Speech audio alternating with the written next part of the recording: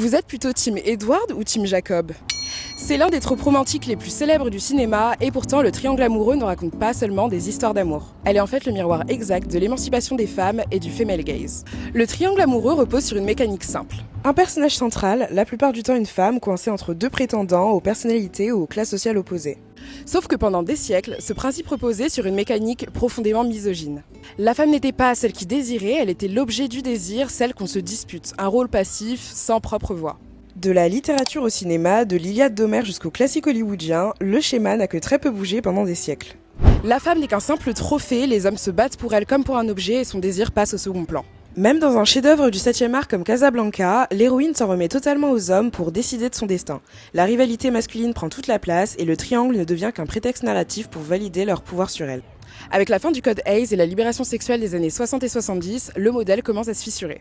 On retrouve des classiques comme Dulan Jim où l'héroïne affirme son propre désir et bouscule le couple classique, avant que des films comme She's Gotta Have It de Spike Lee ne viennent totalement subvertir les rôles de genre classiques. Mais dans les années 80 et 90, Hollywood va récupérer la formule pour en faire un moteur des comédies romantiques. Le triangle amoureux devient alors une formule industrielle qui va réinjecter les vieux biais misogynes. Les femmes y sont souvent mises en compétition toxique pour obtenir la validation d'un homme, et le trope retombe dans ses travers les plus clichés.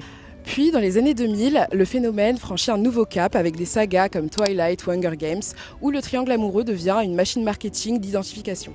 En créant les concepts de Team Edward contre Team Jacob, la pop culture transforme le dilemme de l'héroïne en un conflit communautaire. Team Gail or Team PETA? This is a very difficult Katniss. Ces dernières années, une nouvelle vague de cinéastes est venue redonner un souffle à ce trope qu'on pensait déjà épuisé. Pour Luca Guadagnino ou encore Céline Song, l'enjeu du triangle amoureux n'est plus qu'une simple question d'amour ou de choix. Il sert à inverser les rapports de force, à questionner nos identités, à prôner l'émancipation ou encore à déconstruire le couple hétéronormé.